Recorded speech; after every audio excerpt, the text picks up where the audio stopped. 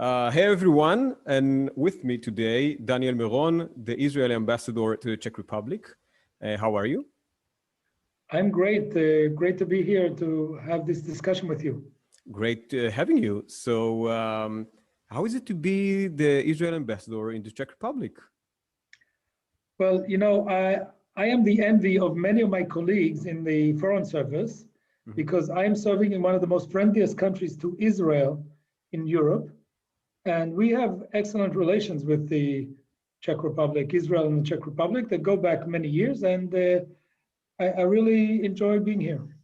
Can you explain how come that we have such a great friend in this place? Yes, I can explain, but I'm not sure that we have enough time because this is quite a long explanation. So can you summarize it? It's based on historical reasons, cultural reasons, and strategic reasons. Let me try to explain. Okay. From a historical point of view, Jews lived in the Czech Republic or in the lands, the Czech lands, for over 1,000 years. And there were ups and downs, but in the last more than 100 years, in what's called the First Republic of Czechoslovakia, they enjoyed a very comfortable life here. And to our listeners who know a bit about Jewish history, I'll just mention that in the 17th, 16th century, Prague was a Jewish center, a very important Jewish religious and spiritual center of famous rabbis like Rabbi Lo, or the Kliakar, who was his student, or Rabbi Landau, Hanoda Yehuda, and other famous rabbis. But also a lot of figures that we enjoy to follow, like the writer Franz Kafka and his amazing writing, or Sigmund Freud was born here, Mahler, and many others. And in the beginning of the 20th century, Jews here lived very comfortably, and they had a good life with their Christian neighbors. And the first president of Czechoslovakia, called here the President Liberator, who in 1918 became the first president, was Thomas Garrick Masaryk. And President Masaryk was a great friend of the State of Israel. Actually, all our Israeli listeners know that the name Masaryk is very famous in Israel. Yeah. So famous that some young Israelis say, who is this rabbi, Rabbi Masaryk? They don't know that he was a Czech president, not Jewish, but a friend of the Jews. And we have in Tel Aviv the Masaryk Square, the Masaryk Street in Jerusalem, and Kibbutz Kfar Masaryk up in the north. And he was such a friend because he gave the Jews the feeling of equal here in Czechoslovakia. He believed in the Zionistic dream of having a Jewish state in the land of Israel.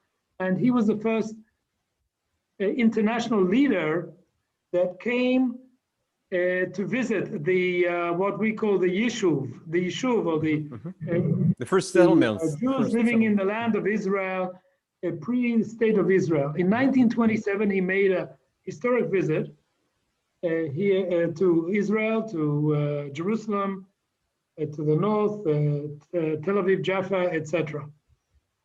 And but still, if I can interrupt you, but you know, other European countries have this connection to Judaism and even to the Zionist, I think, the Zionist vision, but a lot of them, like, you know, separated from this and have more, I would say, maybe not hostile, but not very friendly approach towards Israel, and you know, maybe for Jews, I'm guessing.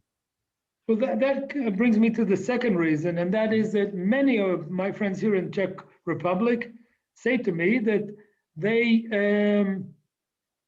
see that Israel is fighting against, in many ways, in a hostile environment, and it was very evident in the last skirmish between Israel and Hamas, where it was clear who are the good guys and who are the bad guys. The Czechs had no doubt about it.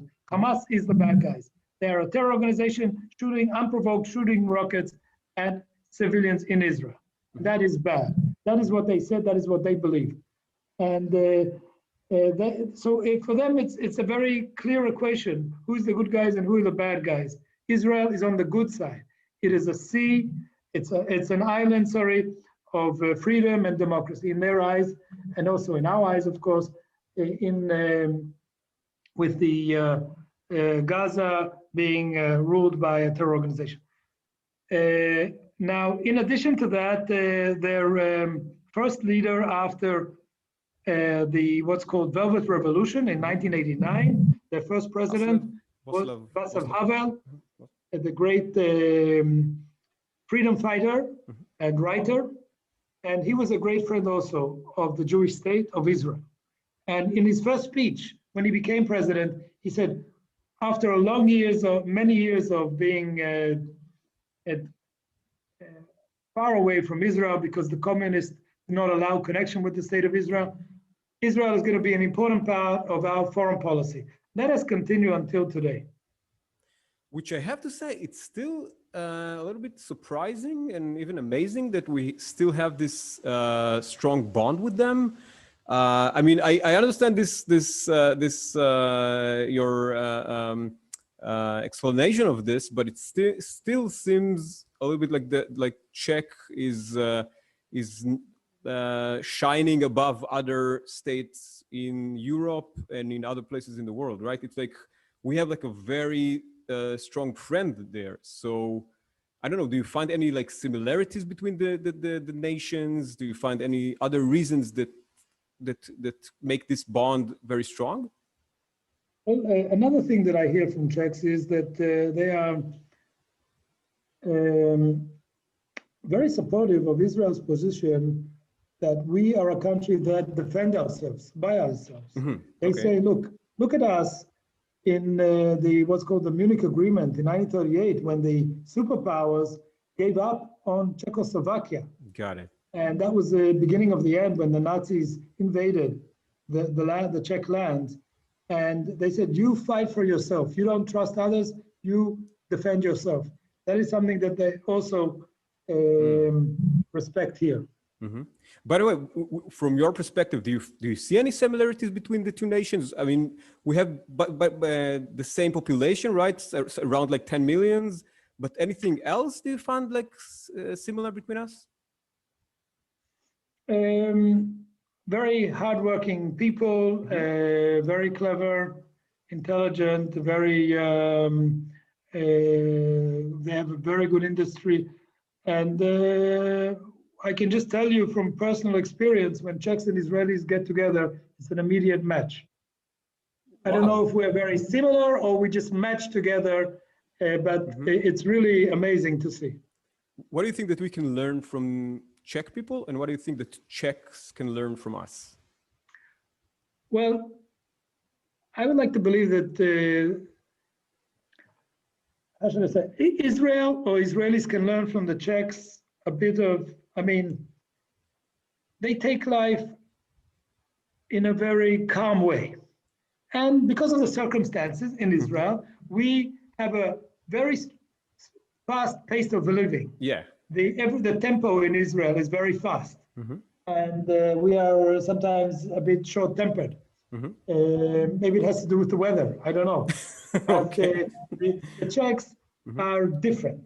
And sometimes I say to myself, maybe we need a bit of that Czech temperament, which is a bit more laid back and to take things not so like we take them. Okay. Maybe we need to have I don't know, but that's something that they are very proud of. They have said to me that they like the entrepreneurial spirit of the Israelis and the fact that we are a startup nation and they are very interested in the spirit of innovation that Israel has and Israelis have. And we are working a lot to bring Israelis and Czechs together in that field of technology and startups. So what are the main points that are in interest for Israelis and Czech?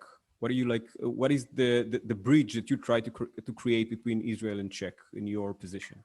Well, first of all, if I take an economic perspective, then there is the Czech Republic, which has a very good industry. In the first half of the 20th century, it was one of the strongest industries in Europe. And until now, they have very good production here, or for instance, in the automotive sector, Skoda. Cars, buses, trucks, train rails, and etc. In the field of medical equipment, in the field of industry in general. And Israel has the very developed digital industry. These things go together. And one good example we have of that is the Skoda car industry, which is called in the Czech Republic Škoda. Yeah, I know. They have this thing on the S. First of all, I like to tell them that the Škoda car is the #1 European car in Israel. Really? Okay. Yes.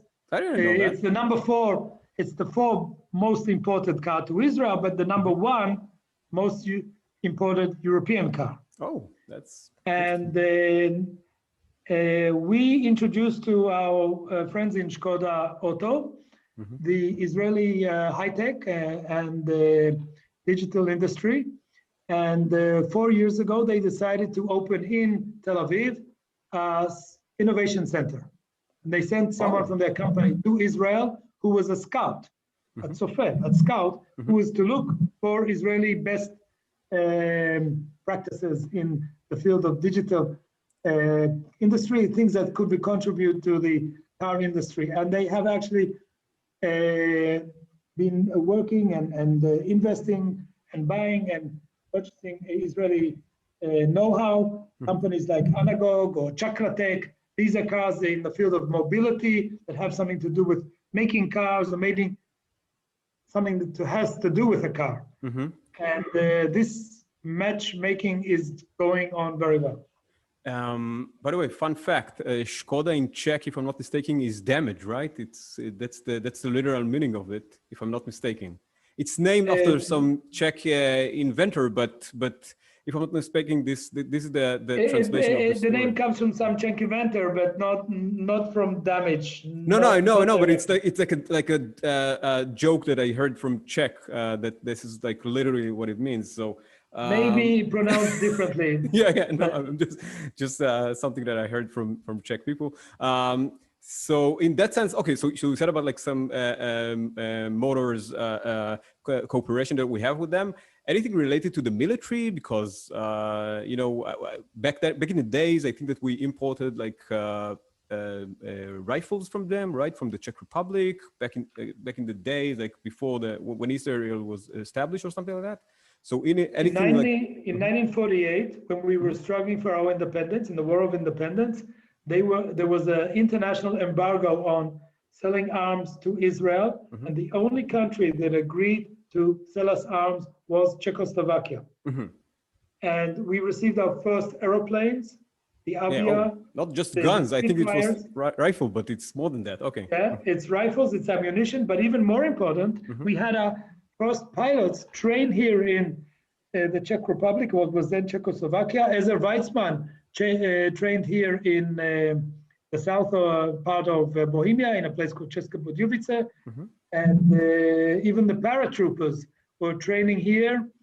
In 1948, Chaim Guri writes about it in his memoirs. He was one of their commanders. For the non-Israeli listeners, Ezer Weizmann was Israel president, one of the presidents of Israel, and the son of Chaim Weizmann or something like that, right? Nephew. The nephew, okay. And Chaim Guri was a poet, Israeli poet, right? Famous writer, yes.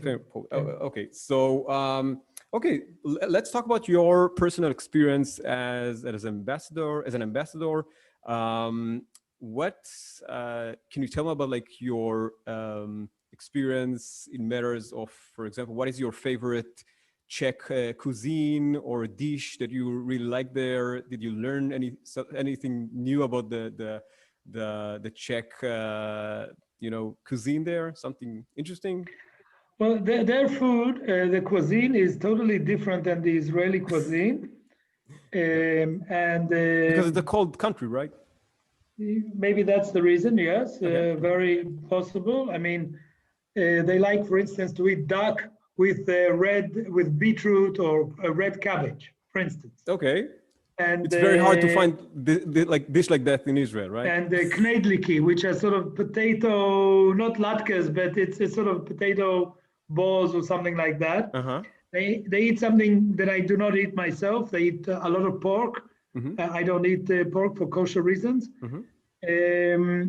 They don't have a sea, so they don't have much sea fish, but they do have sea fish from there are many lakes and ponds here. So yes, that's their the food scene. They have their famous liquor is beer. They are known to be probably #1 country in the world per capita drinking beer. Mm-hmm. And the beer here is so cheap. It is cheaper than water, mineral water. It's just unbelievable. And I must say their beer is very good. Mm-hmm. And I also like cheese, right? They have something with cheese there, with some places, right? In Olomouc or something I heard about. Yes, there is you are very correct. There is a cheese near Olomouc, which is a very, very smelly cheese, which is very good. Did you get the chance to learn some Czech there? Or do you have any favorite words or favorite phrases? Yes, I learned Czech, and I want to say a few words about that. Go ahead. The Czech language is not an easy language for an Israeli. Mm-hmm. My Czech is not good, but I know how to introduce myself to an audience.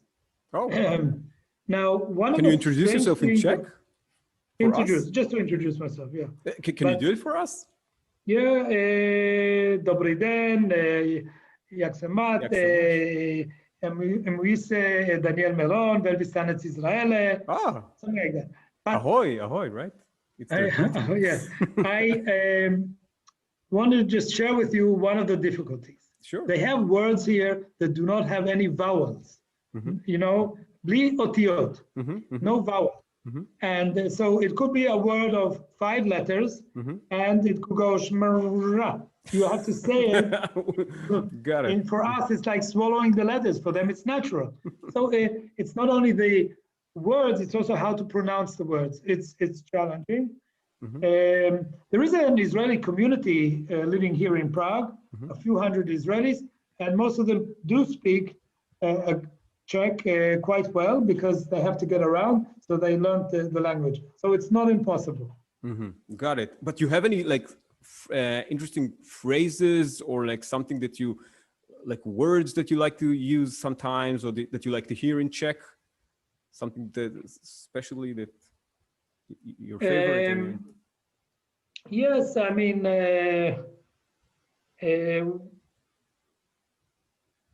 if I meet you, I would say "Teshimye." Nice to meet you. Oh, okay, nice. Okay, or if the day is divided to many parts, dobre rano in the morning, dobry den throughout the day, dobre poledne noontime, dobre odpoledne good afternoon, dobre večer good evening, and dobre noc good night. So, but you have to be very precise. You can't make the mistake. You have to look at your watch to know what you're saying at what time. It's a very polite people, and these courteous manners is an important thing. So you can't make a mistake here. Is it difficult to be, because we Israelis are, I would say, and maybe don't be angry about me, but we tend to be less polite, I'm guessing, right? I think maybe that's one of the keys to why we get on together with the Czechs. Okay. In some ways, we are the opposite. Okay. And sometimes, you know, we Israelis are very straightforward, and they are not straightforward. They are reserved more. We are chutzpahdik in ways, and they are less chutzpahdik. So You know, I'll give you an example, and this is sure. an example of a cultural difference. Uh-huh. Not good or bad, it's just a cultural difference. I go to many groups, many schools, universities, friends who want to hear about Israel. And it happens to me many times that I give an overview about Israel. I can talk for 1 hour. And at the end, I say, okay, questions now.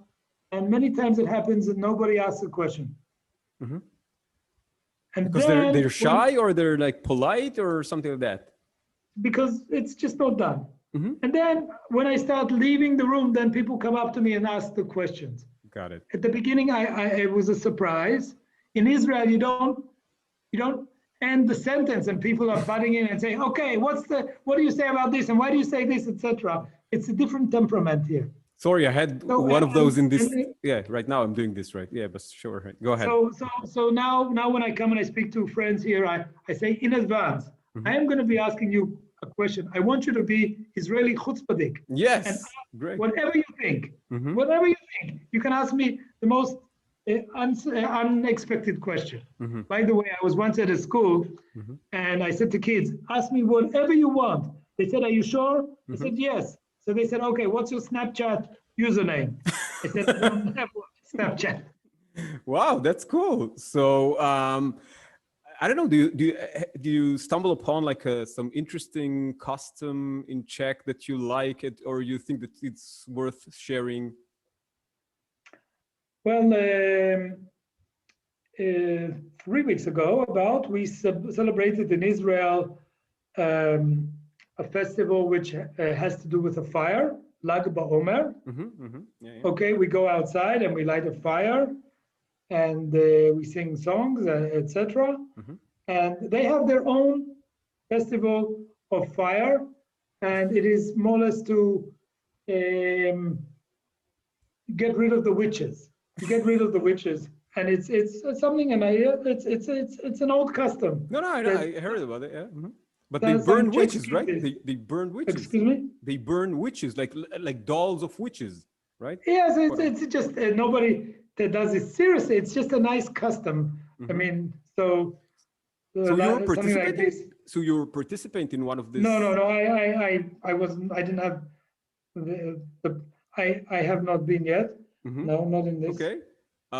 Do you have any favorite like local figure that because you mentioned some Czech figures that you really you mentioned some of them. Do you have someone that you, I don't know, maybe admire or like favorite Czech persona that you looking to? Václav Havel, the first president of the Third Republic, the one who from 1990, beginning of 1990, was the president, was a great man. He was a real freedom fighter, one of the most important freedom fighters of the 20th century. And he wrote plays and books, etc. So he definitely is an important figure I could think about, Czech figure, and there are many more I can think of. What do you like about being the Israeli ambassador in the Czech Republic?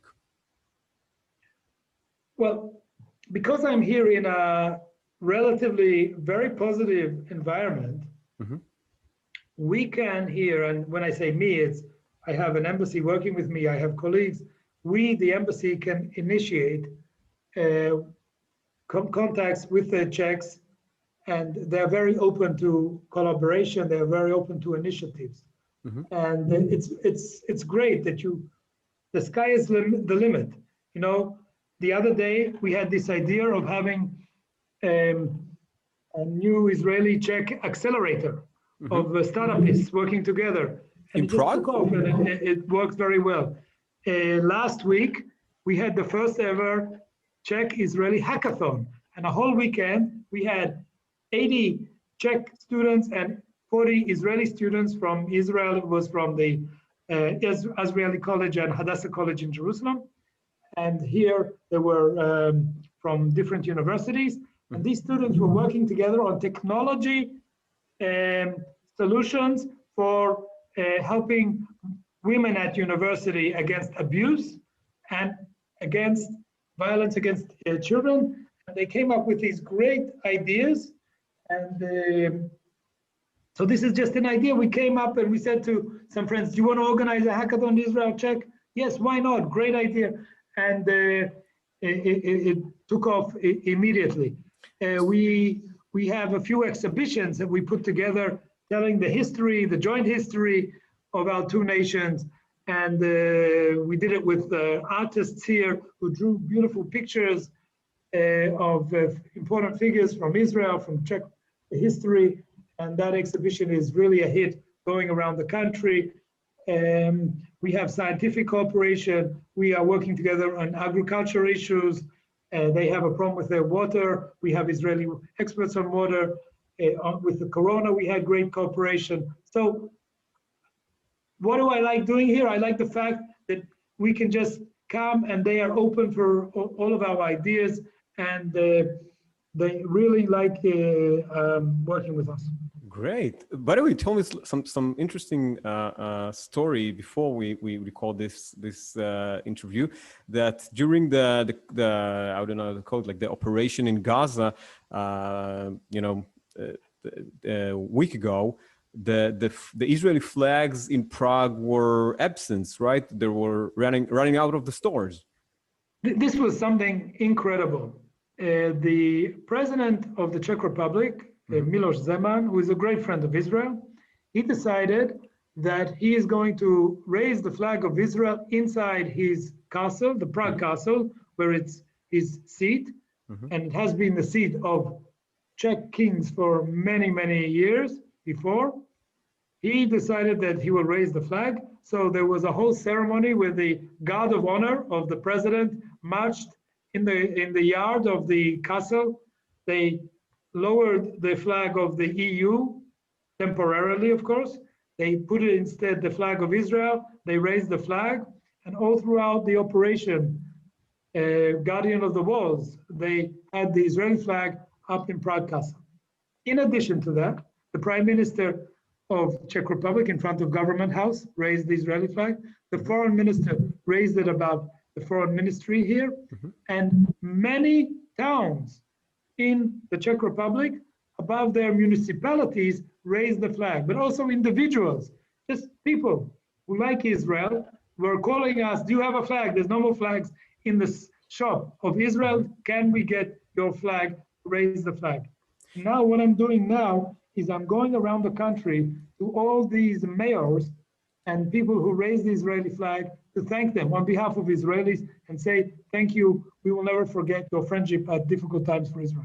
Wow, this is super amazing, because I think that, do you find any reason why, again, I asked you that before, why it's basically only like few countries in the Europe are acting this way? Why do you think that it's more, that we don't have more support around these issues? Is it related to, as you said, like the history that we have there? So countries that have like better, or not better, like have like long history with the Jewish people are more supportive of this? Or is it related to like diplomatic issues?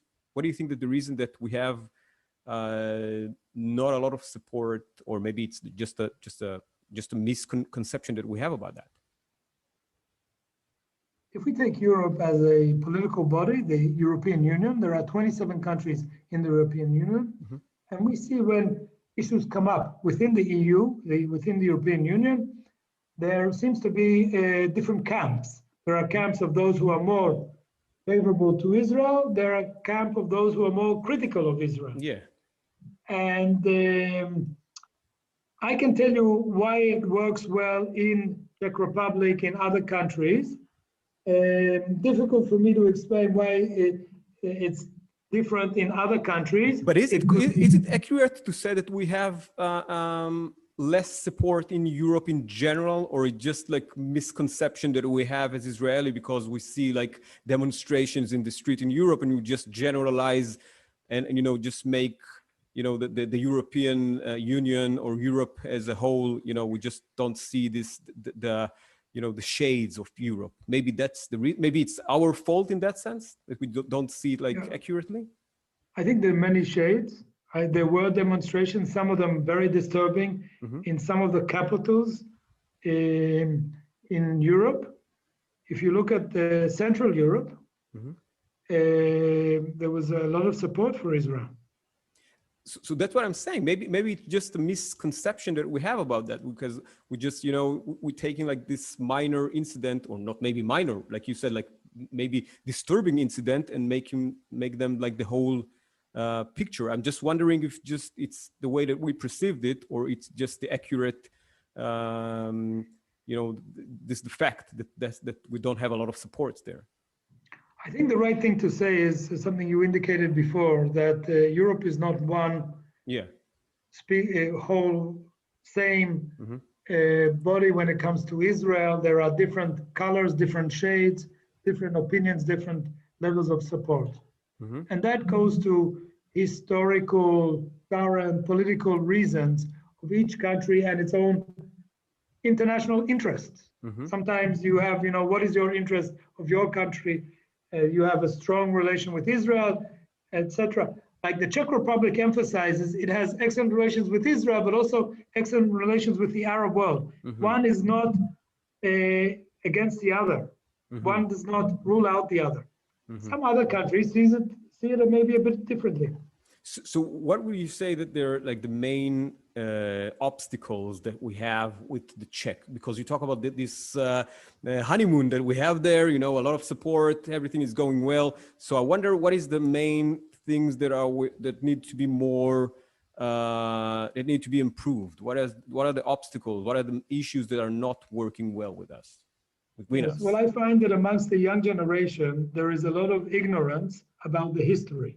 The history of the fact that the Jews lived here peacefully, the history of the Shoah, the Holocaust, and the devastation to the Jewish life here in the Czech lands, the history of the creation of the State of Israel, the history of the Six-Day War, etc. So, ignorance. And if youngsters don't know this history and they see pictures that are coming out on the TV of violence or eruption happening in the Middle East, they look at it in a superficial way without saying, where does this come from? The Jews, the Israelis and Palestinians in Gaza are fighting. They might not know the history. Maybe they don't know that in 2005 Israel unilaterally left Gaza and gave it to the Palestinians, and the Hamas taken it over.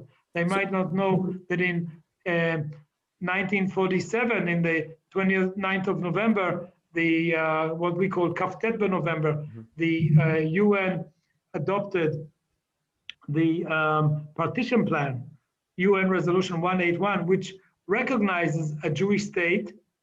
By the way, Czechoslovakia was one of the first to recognize this and accept this. And they might not know that the Arabs rejected it, and they launched a war against the young Jewish state. These are critical things to know and to teach and to remind them. So when you say ignorance, you mean that it is lack of history, database, or maybe not being apathic to what's the Israeli side, or not care about. No, I think Sinai, we see this amongst the younger generation all over the world today, that even in Israel, I'm not sure that everybody, all the youngsters know well enough their own history. And and here, whenever I meet here with the government or with the relevant figures here, I encourage them. Education, Holocaust, part of your history lessons to the youngsters. Talk about what happened to the Jews here in the Second World War. Talk about the camp here. There is a camp in the Czech Republic, which is called Terezin, or in German, Theresienstadt, German Yiddish. This was a concentration camp for many Jews who were afterwards sent to Auschwitz, to the death camps. And it's in the Czech Republic, and many Czechs don't know, haven't been there. They do have it. It was part of the education system to visit there. Not everyone has a chance to visit. This is something that it's important to teach them. What happened to the Jews and what is anti-Semitism all about? And what about like maybe people who are make this distinguish, make separation between like the Jewish history and the Israeli state? I mean, maybe that's one of the issues, because now we have sovereign country, so we don't, the history is important for our, for the knowledge of, for our identity, but it's not, we're not living in Europe as refugees or as Jews who needs to be to fear for their life. So maybe I'm wondering how Europeans, maybe Europeans see the difference, maybe the separation between the Jewish history and the Israeli interest. Not the Europeans here in the Czech Republic that I have spoken to that acknowledge the bad way, the terrible way that Jews were treated in not only in the Shoah. No, but I just want to understand. So you said that there's an ignorance about the Jewish history and also the Israeli-Palestine conflict or the Israeli-Arab conflict, both of them. From your perspective. I think in Europe in general, there is ignorance about this, and I think it's important for those who want to have an opinion about what's happening in Israel or between Israel and its neighbors. It's very important for people to understand what the history is of how we got to where we are today. And you, as an ambassador, what is your take on this? On this, what do you try to make out of it? No, what I do is I try to educate people about this, and we do it in different ways, with lectures, with presentations, with digital diplomacy. We're very active on raising issues, some of them from the past, and saying today is the birthday of Benjamin Zev Herzl. Okay, who was Herzl? What was this Zionist idea that he came up with? What is the Balfour Declaration, etc. Yes, and we've had many books, some of them light literature, but some of them also history books translated from Hebrew to Czech, and there's a lot of interest in reading about this history. What kind of books were translated from Hebrew to Czech? It's super interesting. Oh, the Czechs love Israeli writers. There are on average 8 or 9 Israeli books translated a year here. Wow. Now some of them are very light. But can you give me an example? No, but the best Israeli writers are all very well known here. Like David Grossman, A Horse Entered a Bar. Okay? A book that won the Booker Award, and he came here to introduce his book here in the Czech Republic. He had a huge crowd, so that book was a great hit here, translated to the Czech language. Books of Ayelet Goshen, of Eshkol Nevo, of Aleph Bet Yoshua. Wow! So Czech people know these writers? Oh, they are famous. Not only do they know them, a few years ago, they have an international book fair here, where people come from all over Europe to see their book fair. And 3 years ago, Israel was the center country of the book fair.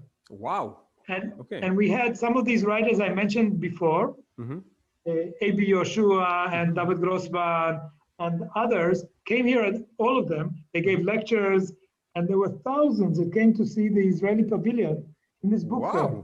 This is something that we were very proud to organize. So the Czechs, I always say this is an interesting phenomenon. We are not a neighboring country, but there's huge interest, curiosity about Israel, Israel's culture, Israel's food. Like the book of Ottolenghi, the famous Israeli chef, He has many books about cooking. This is a bestseller in the Czech Republic. His books, the Israeli chef in London, Ottolenghi. Israeli music. They love Israeli music. And Lolo Marsh was here. They had a great concert. Avishai Cohen, the musician, was here, and many others. And also classical music. Prague is a capital, a center, important European center for classical music, opera singing, classical music. So Zubin Mehta came here, I think a year and a half ago for his last concert here, but he was here before that many times. The Israel Philharmonic comes here every now and again. Batsheva, I wonder if we have like the other way around, like Czech writers who got translated to Hebrew. Yes, of course. There are not in the past. I mean, in these days, or Czech music. Well, in the past, of course, there's writers like sure, like classical one. Franz Kafka, but also afterwards Čapek, famous Czech writer, Milan Kundera, and many others are translated. There is a Czech Center of Culture in Israel, and they opened a center in Jerusalem. They have one in Tel Aviv. Now they have one in the Cinematheque in Jerusalem. They have an office there, and they have exhibitions, and they do great work in presenting their culture to the Israeli people. Cool. Do you have any favorite place in Prague or in Czech in general that you will recommend visiting, or don't give me this only the tourist, give me the like special place. Places, yeah, like spots that you like in Prague, or in like something special for you that you've been there and just feel connected or something.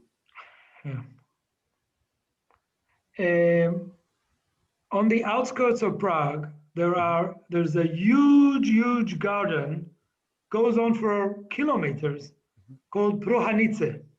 There is a small castle there with a lake, and if you walk there in the spring, beautiful colors from the flowers, and in the autumn from the leaves, it is unbelievable. Every year I go there, take pictures, send it to my Israeli friends, and they say, this is like heaven. This is Garden of Eden, a beautiful place. That's Prohanice Botanical Park. Okay. That's one place.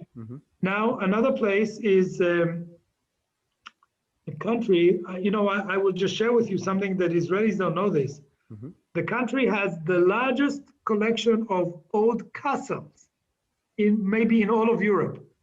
There are so many hundreds of castles, almonot, and small, large, some of them from 800 years ago in ruins, but some of them in very good shape from 600, 700, 500 years ago. And these are just fantastic castles, like from some fairy tale movie.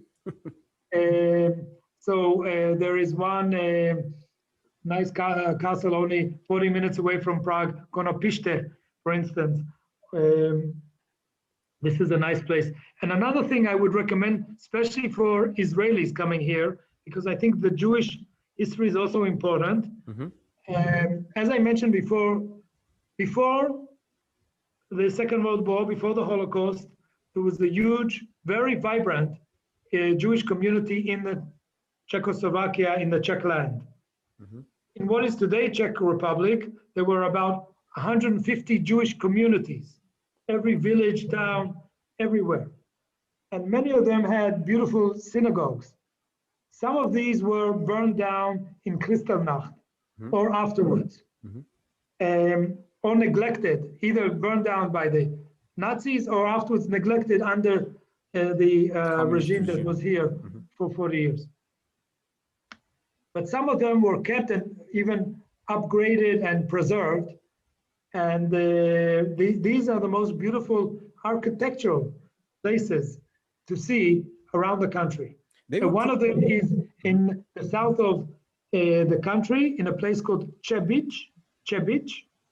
And this place the old Jewish ghetto and the old Jewish synagogue is a UNESCO heritage site because it's so beautiful. So it's preserving a very And high together standard. Together with the Christian basilica and the Jewish synagogue, they made it all one heritage site because they preserved the historic monuments in such a beautiful way.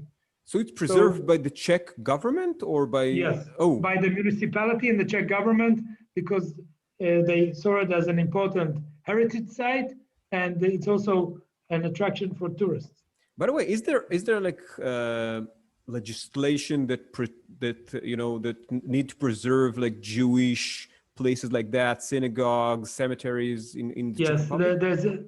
there's a law which is very strict about old buildings because buildings that were were built more than 100 years ago.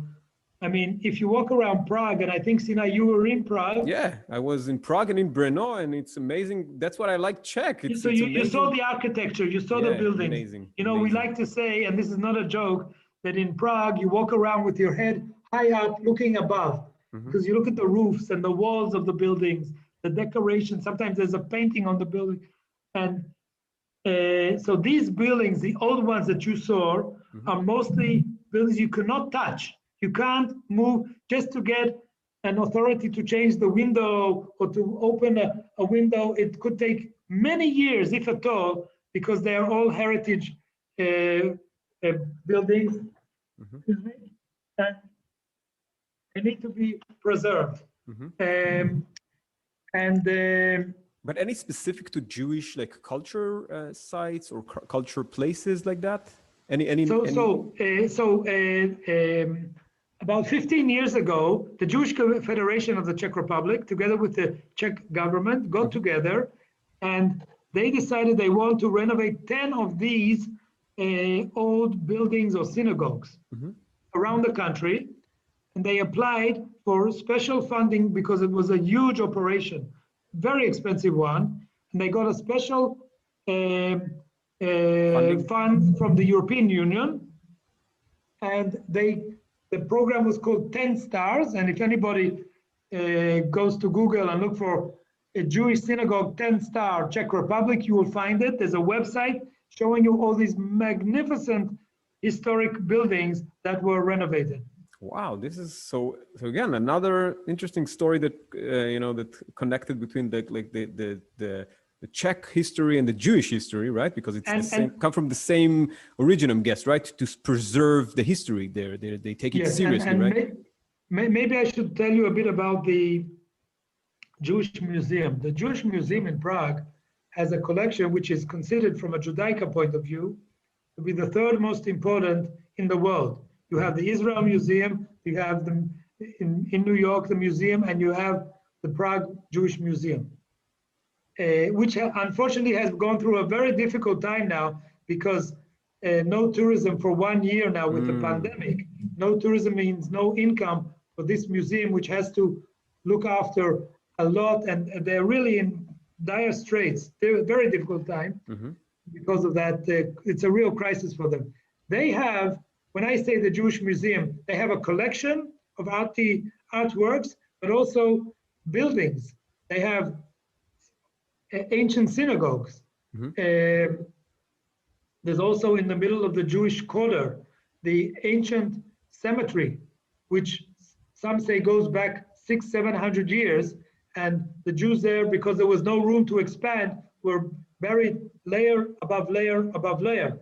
So when you see a small cemetery, it's really many thousands of Jews that were buried there, including some of the most important rabbis like the Maharal we mentioned before, Rabbi Lo. And these places are great attractions. The Jewish quarter with the Jewish Museum and the Jewish cemetery attract normally hundreds and thousands of tourists every year. Wow. Yeah. And I know that and now they have just opened in one of these old synagogues called the Spanish synagogue, because it's like a Spanish Moorish style. It's the most beautiful synagogue you've seen. They've opened a new exhibition there about current or the last 100 years of Czech Jewish history. Mm-hmm. And I know that you're about to complete your mission there, right? In I don't know when, but it's pretty soon, right? So I wonder, how do you summarize your time there?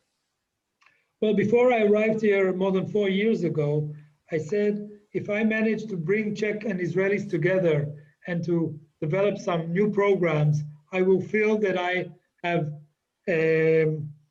that was my goal, and I hope I achieved it. Mm-hmm. When you see that today, the latest poll that was done in the Czech Republic showed that 75% of Czechs are clearly supportive of Israel. There's nowhere in the world that figure appears. Mm-hmm. And when you see what a great interest there is here for Israel, and the rise in the economic relations, and the more and more investments and interest from both sides. So I don't know how much, if at all, it was the Israeli embassy that contributed to that. I would like to believe that it was, but we feel that we're doing the right thing here. By the way, if you're looking for the next ambassador, you know, I might have some time. So what do you think about the next ambassador of Israel has been appointed by the foreign minister, but has not been confirmed by the Israeli government. Unfortunately, it's taking time. We are waiting for the Israeli government to confirm the new ambassador. Then we can reveal who that ambassador will be. Which is not me, I'm guessing. But no, I'm just saying. I think somebody got in before you. Okay, so what is the future? But Sinai, you should apply for the cadet course of the Israeli Foreign Ministry, Kustori. Okay. Go through 2 years of hard training. We will send you then to a difficult posting, and then you will apply for Prague. Okay, so just that's the last question. What is the future, as you see it, between the relationship between Czech and Israel for the next 5-10 years ahead? I think the future is very bright, and I think the Czech Republic can play a role beyond the bilateral relations between our two countries. It can play a role in Europe, to see the state of Israel in a better light, in a more balanced way. It can also play a role in the Middle East. It has excellent relations with the Arab countries, and Israel is striving to expand its relation in the Arab world. It can play a better role in the fight against anti-Semitism, because there is hardly any anti-Semitism here. So it's a role model. It could be an example for other countries. So I think it has a very important role as a beacon, as a country that shows the others the right way, the right direction. Daniel Meron, the Israel ambassador to the Czech Republic, thanks a lot for being here. It was a great pleasure, and good luck in the future. Thank you very much, Sinai. I'm going back to Israel in a month or two. I have no idea what I'm going to do in Israel, but I will have great memories of this place. It was a pleasure to be your guest.